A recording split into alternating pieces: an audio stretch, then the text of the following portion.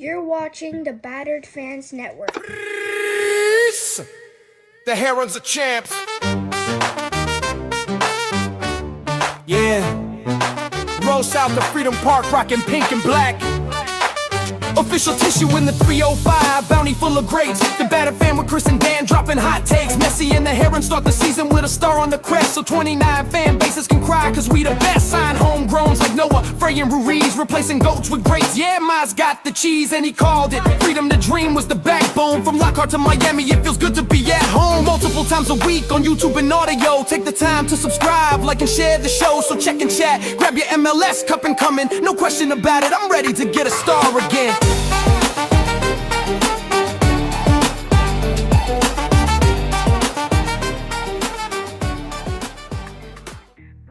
No question about it. I am ready to get hurt again.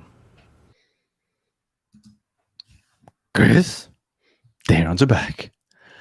Welcome, everybody, to episode number 544 of the Battered Herons podcast. I am your host, Daniel Granada, and alongside me, as always, Mr. KBD. Long time no see, sir. Happy 4-year anniversary, sir. Happy 4-year anniversary to you too, my friend. And it's different. This feels new to me. So it's great to be back. Yeah, it's been you haven't been on here in like 6 weeks. So welcome back, sir. You've been traveling the world and all that other stuff. Danny, you suck. Appreciate that, Amy. So Chris hasn't been around in a while. World Cup's been going on. I've been missing Inter Miami. I love the World Cup. Don't get me wrong.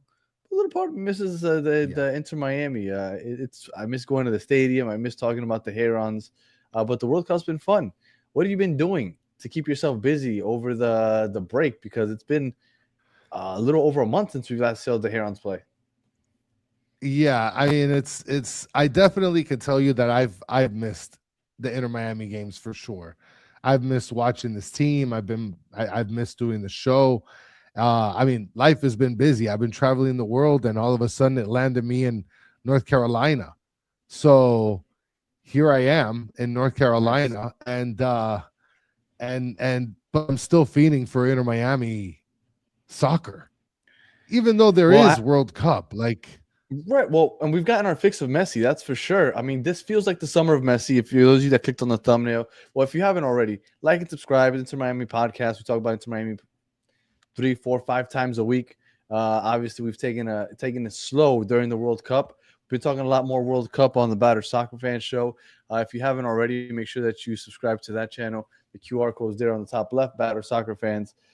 Chris hasn't had the chance of joining us to talk World Cup on there. Maybe he will at some point in the near future, but we've been talking World Cup on there. And shout out to Base Boys. Happy 4-year anniversary. Hey, guys, I'm going to Miami. I have a ticket for Argentina Friday, but now I have nowhere to stay.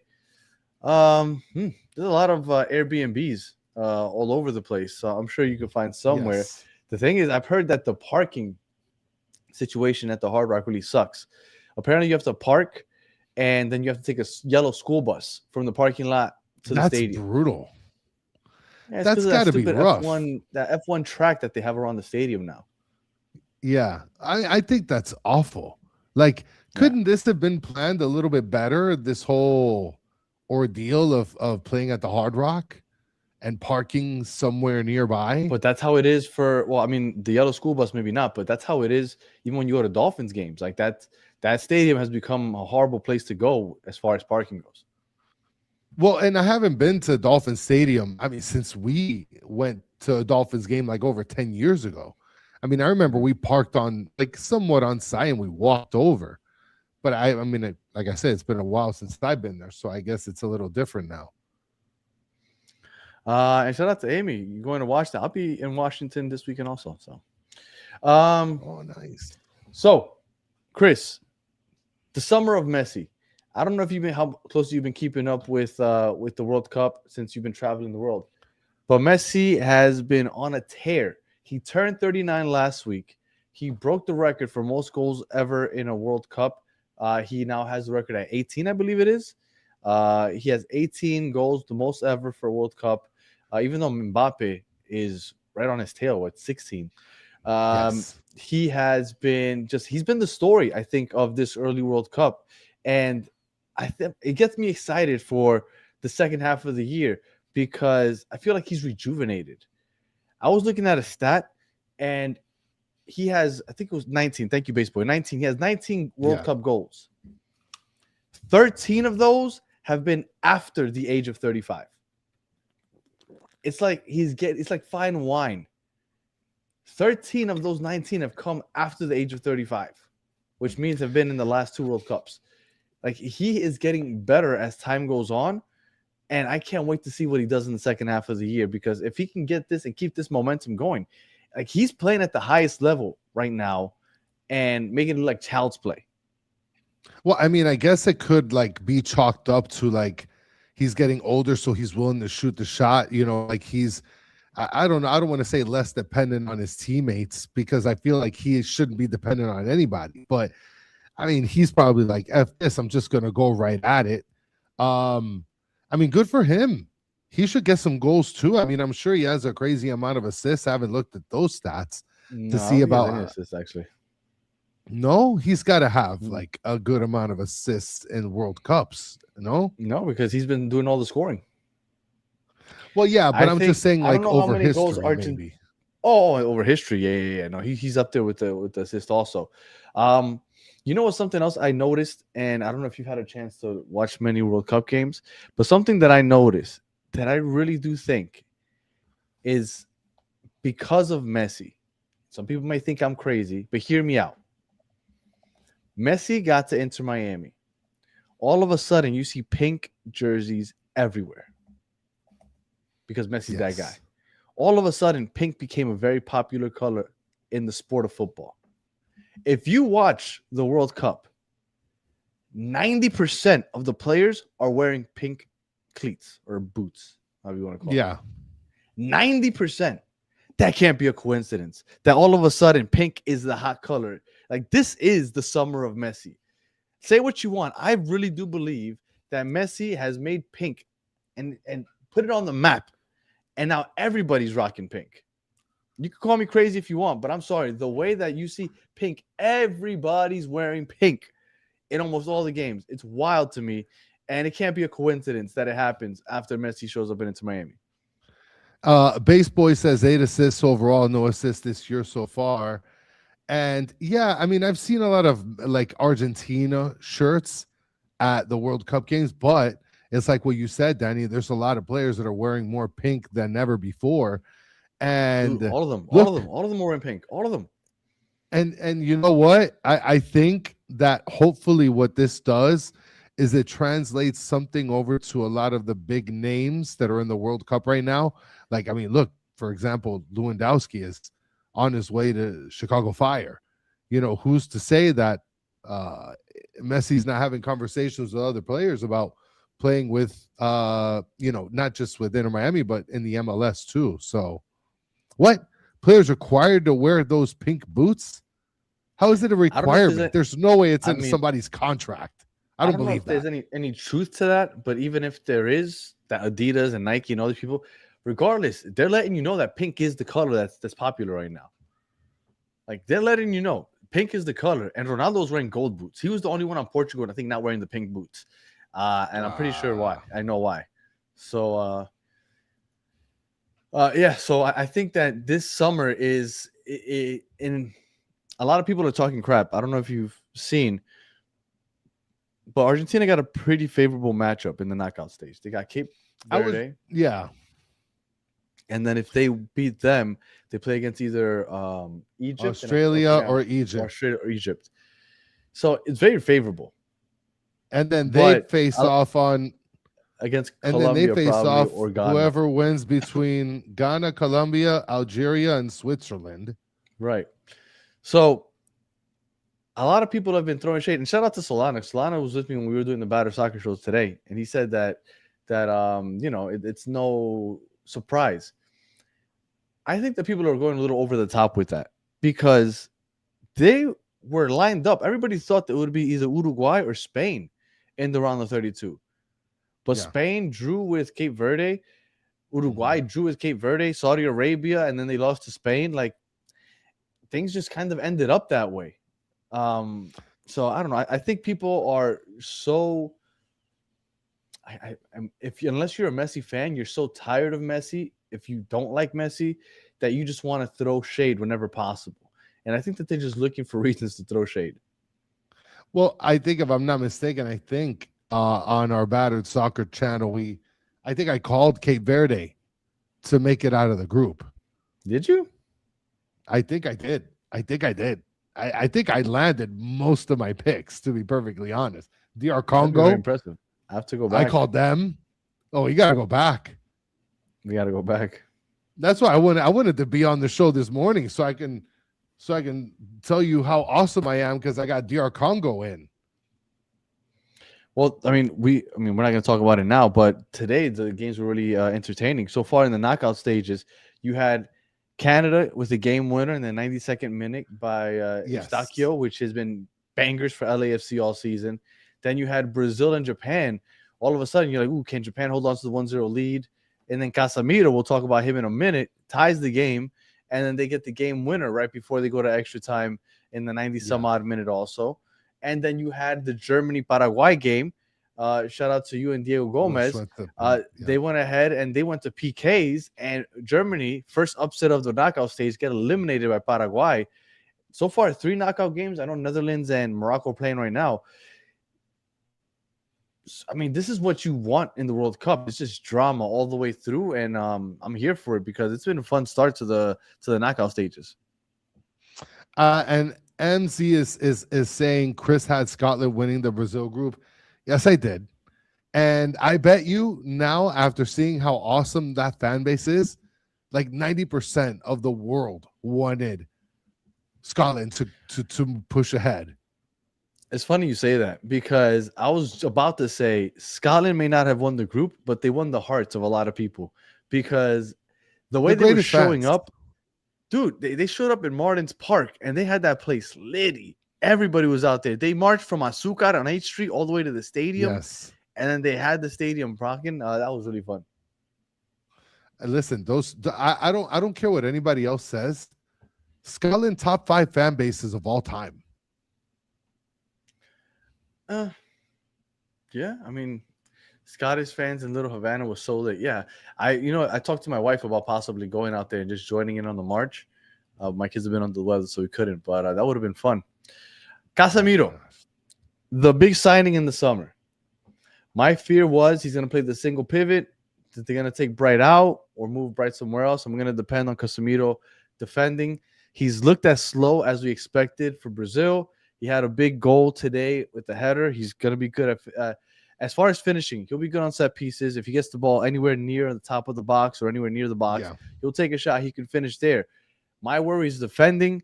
He has looked slow. He hasn't looked great. And that hasn't changed as the World Cup has gone on. Yeah, today he maybe looked better. Obviously he scored a goal, so that's great. But not feeling great about the Casemiro signing if he's playing the single pivot and they bench Bright. And honestly, I was hoping I would watch the World Cup and I would feel different after the fact. I haven't. Well, it's such a weird place because like we've discussed on many episodes before, like I feel like in the midfield is where we're probably more stacked, like Inter Miami. And here we have Casemiro, who isn't like a bad option. He's a great player. But at the same time, like if you're not like 100% blown away by his play and everything that he's doing, I don't know, dude. I don't know. I feel like we could have gone elsewhere with some with a different person, different personnel, maybe a couple different changes. I don't know. I guess we're just gonna have to see how it pans out for Brazil. But at least we get to see a little bit more of him moving on against Ivory Coast or Norway.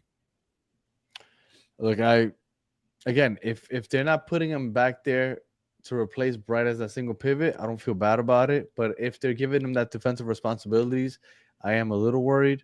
So we'll see how that pans out. Now, one thing I will tell you is that Rodrigo de Paul, since they took him out and gave him less responsibilities defensively, he started looking better for the Herons. And then when you see him in Argentina, where he has less of that burden, he has better players around him. He's looked great. Mm-hmm. He had one of the most beautiful passes so far in this World Cup. The way he dissected the ball must have split like 5 defenders right between all five, landed in Messi's feet, and then Messi turned around and scored.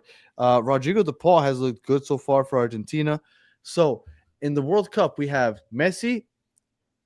I mean, words can't put into can't describe what he's doing. Messi is just Messi. Yeah.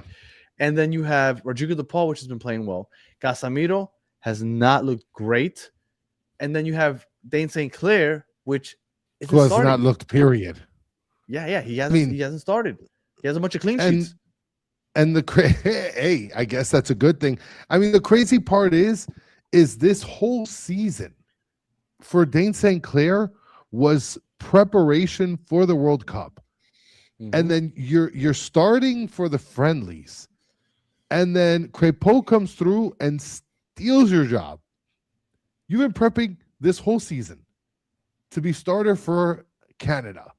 And now you're a backup, my guy. I cannot believe it. Like, if he comes back and there's no open competition for the goalkeeper position, I am going to be furious. I don't want to see him start anymore either. Oh, but you had a face with open competition. Because I think that he's going to end up being the starter again. I haven't heard any rumors about them bringing in another keeper. I still don't believe that they're going to start Rocco over him. So that's my worry. I think it's come to the point where I think he shouldn't start. I like, if he was already mentally messed up before the World Cup because things were not going well, imagine losing your starting spot in the World Cup. Like, I can't imagine that he's going to come back and mentally be like, okay, let's get, like, maybe this is like the fire he needed lit under his ass to really like get better, right? Because sometimes players need that. I wouldn't feel confident that that's what's going to happen, but maybe. But I really do believe that if he is not sold, if by the time July 22nd comes around and he's starting, I think he's playing. I think he's starting, man. Mr. Krabs is saying here that Crépeau has World Cup experience. St. Clair doesn't. Who do you think Canada would pick? I mean, Mr. Krabs, don't get me if I'm wrong. Correct me if I'm wrong here. But like, everybody had St. Clair starting over Crépeau. I mean, he was starting the friendlies and everything in between over the last couple of years. Exactly. So like, I don't know. I mean, I get what Mr. Krabs is saying in terms of tenure and experience, but again, from an Inter Miami's fans' perspective, you have St. Clair that played all season, locked in focus for the World Cup, and now you are second string. And Mr. Fax drops the bombshell. St. Clair is shit. Amy's saying, honestly, Danny, Inter Miami should sell St. Clair and get Dibu. I think they should sell the St. Clair. I mean, I would love them to get Dibu, but my understanding is Dibu's going to, I want to say, was it Italy? I think he was going to a team in Italy, possibly. I know that I was hoping that he would like sacrifice a year of his career and gift it to Messi. He's like, hey, I'm going to hold you down for the second half of this year and for the sprint season, which we'll get into in a little bit, because that's technically two seasons in a span of one calendar year. How cocky would he be in MLS, right? Like, he would have to be like Ibrahimovic level cocky. No? Nah, Dibu isn't as cocky as an Ibra. He likes to play those mind games, especially during the PKA shootouts. So that's why I find him frustrating, right? Because he's done it to Colombia. But if he were on my team, I'd love him, because he isn't that weird cocky guy. He seems to be a really nice guy. Not like Suarez. Suarez, I've always told you I thought he was a dickhead. But Dibu seems like he's a nice guy. But he likes to play those mind games during the game. What up, it has been a while. I know Chris has been out for like 6 weeks. Nice little break. Well, I mean, when's the last time there was an episode period? Like, did you do one, I think, a week or so ago? Yeah, 2 weeks ago, done like two with Solano the last 2 weeks, I think. Yeah. Something like that. Yeah. So we've done like two or three since you, because we knew we were going to slow down. I honestly didn't think we were going to slow down this much, but we slowed down a lot more than I thought. Yes. There's really nothing going on. Sure. There's nothing going on. And then the plan was to do Battered Footy, and shout out to everybody that joined and subscribed to the channel, because we were going to introduce Chris to the world, but then Chris decided to travel the world. So I didn't want to start that channel without him. So we started talking soccer, World Cup on the Battered Soccer Fan Show. and I started having guests. But then my family caught. I don't know. Is anybody familiar with hand, foot, mouth? It's the worst thing I've ever experienced. Like I wish that on nobody. I like That somehow sounds awful. I was asymptomatic. I didn't get any of the symptoms, but my 3 kids and my wife all got it, and that thing is pretty brutal. So we've been struggling with that for the last week and a half. So we really haven't put out a lot of stuff, but we're gonna keep talking about the World Cup on the Battered Soccer Fans. That's that QR code you see on top of Chris. We're gonna keep going and rock and rolling with that in 2 days, not tomorrow, but on Wednesday we'll be back in the morning talking about the World Cup, probably the matches from today and the matches from tomorrow night.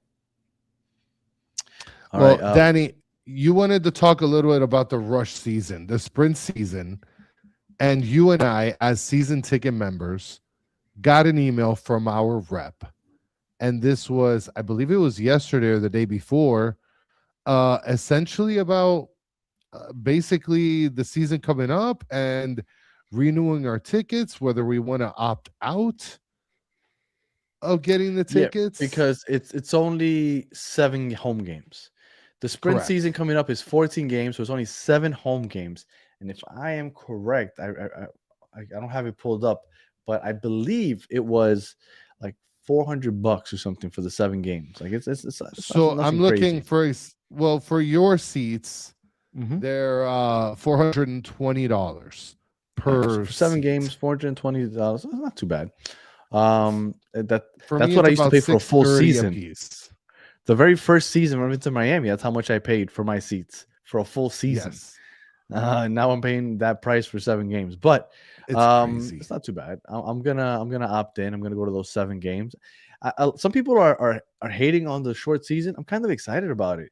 It's kind of like the NFL, where like the NFL is 16 games or 17 now, so every game matters. Because everybody's like, oh, but you lost 1 game, but who cares? Like, it doesn't matter to make the playoffs. Blah, blah, blah.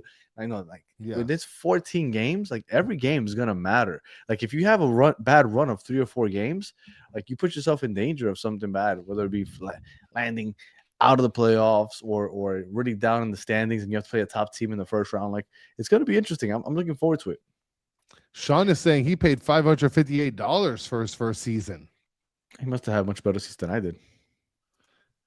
Now, Amy is saying, Danny, why 7 home games? I thought there was away games. There are. It's 14 games in total.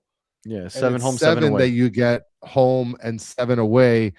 And I don't know if I'm going to renew mine. I mean, I guess But you depending don't- on how we. Well, that's the thing. You don't have to not renew because it's a short season. If you want, you can opt out of the sprint season and then Correct. just Yes. when the regular season starts again in August, when it's just a regular 34 game season, then they just renew like your normal. seats and you keep. Yeah, it's like normal. So you don't have Yeah. what they're giving you the option. Like, do you want to be part of this little mini season? If you don't, it's fine. You'll still keep your seats for the regular season coming up in August. So it's up to you. So it's really like it's optional. But I mean, I'm looking forward to it. I don't want to miss it, and I'm trying to enjoy Messi for as long as possible. And there's a good chance that sprint season, enjoy it, because the following season starts in August. I'm pretty sure that's going to be his final season, at least here in Miami, because his contract's up in the summer of 2028. So enjoy it while you can. Well, I'm going to be happy with. I think I'm going to renew it because the price isn't too bad. I think I'm going to be really happy with the sprint season because it's going to be just go, go, go. Like every game matters. You're not going to have a dump game here and there. Like, I think this is going to be super crunch time. I think that season is going to be super entertaining, and it's going to load us up into being on the same calendar as the rest of the world. So, Sean Callahan saying here, the short season might be wild. A lot of older players might join after this World Cup. Well, and I lost my train of thought. Oh man, Go ahead. seriously, I was basically talking about how leading up to the full season, the short season is going to be stocked. It's going to be crazy. And shout out to Mark Neves. Yes, absolutely. We've had a few people come up to us, and we appreciate everybody that comes up to us at the stadium. It's a Wednesday match. Yeah. I mean, before, if it was a Wednesday match, I would never go. when it was in Broward. I used to go the first couple seasons, but the last season or two I stopped. But now that the stadium is right down the street, I should be there. So absolutely, shout out to Bigote. 4 years, yeah. Oh, Bigote. I gotta hit 4 you up years later, ago. Bigote. 4 years ago. Yeah, man. I look back at that, and I usually start when we have an episode like this. I usually start off with that first episode. I didn't do it this time, but I feel like I look different in those 4 years. I feel like I've aged. I was thinner. I was more in shape. I mean, you had less grays. Yeah, my beard was a lot less gray. Are you kidding me? Yeah, I don't think it was gray at all. Yeah. No, it was gray. It was gray. It was like right here in the chin area. It was gray. But like, look, I only got the what is this? The handlebars black. Yeah. That's it. And you got the flavor saver. Yeah, I got the flavor saver. Yeah, that stays true and through. If you guys ever get a chance, I mean, if you're ever bored and for whatever reason you want to, all of our episodes, all 544 of our episodes are on YouTube. You can go back and check out all 544. Go back to the very, very first episode and check out, because Chris, first of all, he looks like he's in a dungeon because it's dark as hell. And yes. When you listen to him talk, like I look back at it, I was like, you couldn't have sounded less interested in talking about soccer. Yeah. I was really not in the mood for that. You were like, let's talk about soccer. I'm like, all right, whatever. I'll jump on here. Yeah. So, if you ever get a chance, check out those first couple episodes are fun. But you could see it. You could see it by episode like 10. You can see Chris is fully invested. And it's fun. It's fun to see the growth. The first couple of years and the first couple episodes, they were really fun. Yeah, for sure. All right. What's going on? Sucks. Yeah. No, it has been a while. We haven't. But let's see. It's June 29th. Our first game back is July 22nd. So we are a little over 3 weeks away from the return. That also means 3 weeks away from the end of this World Cup, which kills me. But yeah, no, it's been fun. And again, if you want to catch us, we're still talking World Cup. We're talking it on, but we're just battered soccer fans. So if you want to catch us on there, that's the QR code above Chris's head. And starting next week, what's next week? Yeah, after the Independence Day. So starting next week, we're going to start having guests on to preview the second half of the year and recap the first half of the year from different teams. And we're also going to have a guest on. We're going to have Mark Frenick, the author of American Soccer Nation. I was talking to him and I asked him if he can come on the show and talk to us about his book. It's an interesting read. I've only read the first chapter, but when I go on vacation this week, I'm going to take it with me to get as much through. And we're going to have him on also on the Battered Soccer Fans Show. It's a great read, so make sure you look out for that. So if you haven't already, make sure you subscribe to that channel, Battered Soccer Fans. Chris, we were talking about Ballon d'Or. I talked about it on the other show, but I'll talk about it here. And before the season started, I said Messi has a chance to win the Ballon d'Or if he wins the World Cup, the Continental, which is the CCC, and the domestic. I thought he had to win all three. He didn't win the CCC. So I thought Ballon d'Or out the door.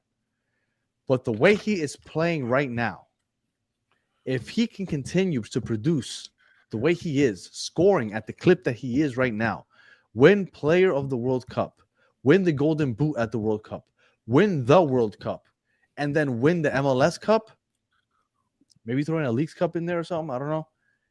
I still think that there might be a small chance. Now, the chance is small. I think the CCC would have really put him over the top.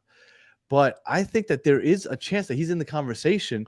I don't think that people in Europe respect MLS enough to give it to him. But if he plays, if he's a player of the World Cup, Golden Boot, wins the World Cup, and then also wins his domestic league, I think there's a chance. And I think that there's a chance, but I have a question. And Sean, if you can answer this for me and maybe some others in the chat. Sean says he had no chance, Danny. Give me whatever you're smoking. And maybe I don't know enough about this, Sean, but like if he goes back to back World Cup winners, like you're telling me that can't help to make up for all the other American MLS crap that you get? No, because it's a 1-year award. It's for this year. And just with the World Cup is enough. No, now you're crazy. It's not enough. No, You I'm need not more than the saying. World I'm Cup. not saying. I'm not saying that the World Cup is the only thing that's enough. What I'm saying is, it's not just a World Cup, Danny. We're talking about back to back. Like you repped your country, it back to back within an 8-year span, and wreck shit. And then on top of that, you wreck shit in your own league. Like I don't know if that means enough, but it sounds to me like that means a pretty good amount. But look, like people saying World Cup beats all. I disagree. What in 2014, Danny, but Germany like the won World it. Cup beats an MLS Cup. I get it. I absolutely. But what I'm saying, just because you win World Cup doesn't mean that you're going to win the Ballon d'Or. 2014, there wasn't a German player that won it. I believe that year Ronaldo, I want to say, won it because that was the year that they. No, Messi won it Hold on. because that was the year that they won the Champions League and then he made it to the World Cup final. 2018, France won it, and that year, Modric won the Ballon d'Or because he made it to the final, but because he won the Champions League. Like, so Ronaldo 20. I feel like those go hand in hand. Like if you win Champions League and you have a good performance at the World Cup, I think that's what it's, and that's why I said that he needed the CCC. I don't think the World Cup is enough. I think that it would get him in the conversation. Well, I think if he plays out of his mind, maybe, but I think it's a long shot. I think if he would have won the CCC, it would have been a better chance. Well, Ronaldo won it in 2014. But look, Danny, I guess I'm onto something here. I know a little bit of ball because there's people that are saying if it's back to back. If it's back to back World Cups, then he's getting it. It's pocket it. Put it in the bank. No, because the Ballon d'Or is a trophy for the year. Okay, well, that's fine. But then if you give him a MLS Cup and then you give him one of these other, Plastico Cups, like a Leagues Cup or like that. That's why I said stupid cup that we have against that Mexican team. Oh, the Campeones Cup. Well, that's why I said if he wins the World Cup, wins the Golden Boot at the World Cup, wins Player of the Tournament, then I think all of a sudden there's a chance. Putting a bunch of stuff on it.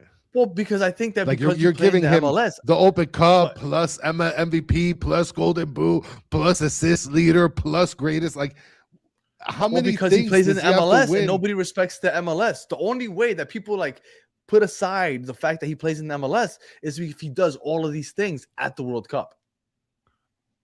So does he need all of these other bona fide like listed statistical categories to hit in the World Cup to make up for how shitty American soccer is in the MLS? How it's viewed, yes. Okay. I mean, I guess. I mean, the league's the league. You can't like control the competition you play against, no? Hold on. Bigote's saying if it's just the World Cup. If they win, it's his. That's what Bigote's saying. No, that's not how it is. No. No. I look, I want him to win it. I think it would be really cool to say an MLS player outright won it because technically he was an Inter Miami player when he received it in 2022, but he played that season in Paris. If he just gets it, just playing Inter Miami, I think that would be amazing. Nah. Group JJ is saying if Messi wins the World Cup, everybody will start respecting the MLS. There's two players on Argentina that play for the MLS. And then what's this guy? Almeida? He played in the MLS. Yeah, a couple other ex-MLS players on that Argentinian team. Well, Thiago Almeida, Almada. Well, this is the thing. I love that the MLS is showing up. The MLS has been playing well. I mean, Messi has the bulk of it, but they have like 12 goals so far in the World Cup. They're one of the top leagues because of Messi, obviously, right? You had Estacio hit the game winner against Canada. I'm sorry, for Canada against South Africa. Yes, like the MLS has showed up. Even though Estacio isn't with LAFC anymore, the loan's over. But I love that the MLS is showing up and the players are showing up. Sean Callahan saying Paraguay MLS players made it past Germany. No MLS players, which happen to play in the Bundesliga, which is the greatest league of all time, which is so freaking top heavy. Get out of here, freaking losers. Talk about Curaçao's goalkeeper plays for Miami FC. They have like 3 or 4 players that play for Miami FC, actually, Curaçao. Yeah. And you know what? They had the nicest kit in the whole World Cup, and they never wore it, I believe, which sucked. Yeah. All right. Well, I just wanted to talk about Messi, the summer of Messi. I really do think that it's kind of panning out that way. Me as a Colombian, I can't say I'm rooting for it because Colombia's path does go through Argentina in the quarterfinals if they both make it that far. So obviously, I am not rooting for Messi to win it all. But if I have Messi a hot take. and Argentina get past Colombia, then at that point, then yeah, I might as well hope that he wins it. But I'm definitely not rooting for it at the moment. What's your hot take? My hot take is that Cape Verde is going to beat Argentina. Maybe. You know what? For my sake and Colombia's sake, I mean, I wouldn't. Why you laugh at me? That's a hot take. That is a hot take. But let me tell you something. When it gets to these knockout stages, the games are very entertaining because it's win or go home. But at the same time, they're a little tricky because some teams just play for penalties. Like the Japan-Brazil game, they took that 1-0 lead, and at that point, they were just playing for the counter and hoping to get that 1-0 lead all the way down. And obviously, Brazil, Casemiro ended up scoring, and they scored again before the game was over. But, I look forward to watching the rest of the knockout games. We'll be back with Battered Soccer Fans on Wednesday morning. So make sure that you check that out if you haven't already. The QR code on top of Chris's head. Make sure that you, Battered Soccer Fans, you subscribe. And again, we'll be back. That's a sexy take. Blocked. Come on, Miami King. And again, we'll be back. So on Battered Herons, maybe not so much because there's really nothing going on right now. But we will be back on Battered Soccer Fans. So make sure that you check us out there. And again, subscribe if you haven't already. They need to take James off the pitch, and maybe Colombia will do well with the rest of the tournament. James actually played a pretty good game the last game against Portugal. But I agree, Quintero has looked better. And if any Colombians out there watching, Battered Cafeteros, we've been putting out shows for Colombia the last couple of weeks. So make sure that you check that out also. Shout out to Stancy. We've missed you guys too, guys. Thank you guys so much for hanging out with us throughout this time and checking back in with us. It's been a while. Let's not even talk about the end of this sentence here, Sean. Yeah, the Knicks won. The Knicks are your 2026 NBA champions. Sean, okay. What was the point of bringing that up? The greatest team of basketball history just graced your lives in television less than 2 weeks ago. Congratulations. You're welcome. Bing bong. It's going to be like the 2019 Toronto Raptors. Congratulations. You'll never do it again. But it was a nice, I hope you enjoyed it. I might go back to back. Dude, that team fucking so overrated. God, that team, I've never seen a team get lucky the way they did. Boston just ran Embiid comes to life for a couple games against Boston and then dies again the next round. James Harden shows up like he always does, and then he gets to the conference final, and then you get conference finals James Harden, which happens always. So the Knicks ended up avoiding the Detroit Pistons. And then Wemby decides to come alive against OKC to win the last 2 games out of nowhere, and OKC would have curb stomped the Knicks. But the Knicks got the red carpet. Congratulations. You guys took advantage. You'll never win again. But, hey, they can't take that away from you, so celebrate it. Celebrate it. Congratulations. That's it. It's going to be back-to-back. Mr. Krabs saying, why are Knicks fans singing the Jay-Z song when he's a Nets fan? Because he ended up coming back to the Garden to watch the game. What song? And the one with Alicia Keys. Oh, Empire State? Yeah, but I think that Fat Joe's song is way better than that. He got Giannis. Oh, no, the Knicks have no chance. Who cares? Even if the Heat weren't in the NBA, the Knicks had no chance. The Knicks are never going to get as lucky as they did this year. They had everything possibly fall in their favor, and that's fine. You got it. Again, 2019 Toronto Raptors. You'll never consider them a threat again, but they got their championship, so enjoy it. They're about to go back to back like Messi this year, Dude, unless you can't be Cape serious. Verde Like, beats them. you can't be serious that you think that this Knicks team has any chance of ever Oh even my goodness. sniffing the finals again. Absolutely. Absolutely. That team is so fucking overrated, dude. I remember when they were down 2-1 just against won the a Atlanta championship, Hawks. and The you're a Atlanta Hawks, loser. they were down 2-1 to the Atlanta Hawks, and all Knicks fans were like, "Oh my god, Karl Anthony Towns is the worst. Oh, let's fire Leon Rose. This team sucks. How do we take this?" Because they were down 2-1 to the Atlanta Hawks. All of a sudden, they start winning. They're like, "Oh, you know, I was wrong. This team is the best." Bridges was almost on a Mikal Bridges was almost on a plane out of the country. Everybody hated on the Knicks, and all of a sudden they beat up on a bad Sixers team, which was like the 7th seed. They beat up on a bad James Harden, and they're like, "Oh, that's it. We're the best." Like, no. Well, they are the best. Slightly above average, and you beat below average teams. Congratulations. Oh, below average teams making it to the finals with an alien. Yeah, man. exactly. Get out of here. They made it. They red carpet. You're so butthurt. But look, you guys won it. Congratulations. Enjoy it. It'll never happen again. This was a blast. I appreciate everybody hanging out with us. I don't know why you did that, Sean. That was so pointless.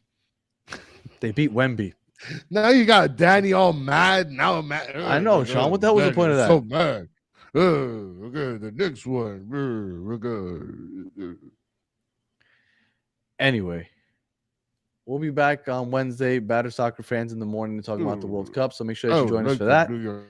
Shout out to Trukutu for joining us out there. Hey, Chris, the Knicks player scored 83 points in a game. Knicks in 5. Look at this douchebag. Let's go, baby. I take my what's up back. Let's go, baby. Oh my god. If you're listening on audio, appreciate you listening to the end. Please 5 stars in a comment. If you're watching on YouTube, like and subscribe. Again, Battered Soccer Fans on Wednesday, so make sure you hang out with us Wednesday morning.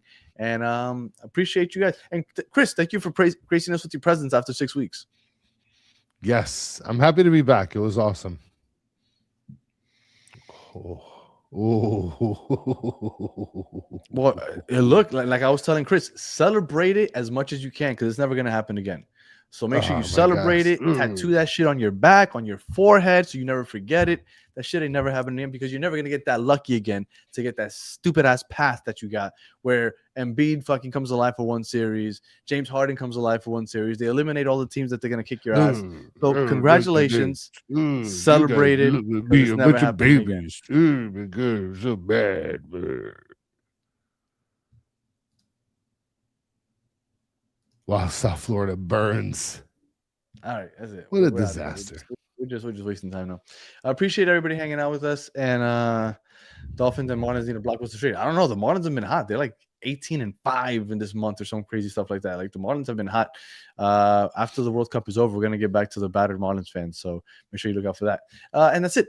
Appreciate everybody hanging out with us. And until the next one on Wednesday morning, have a good one.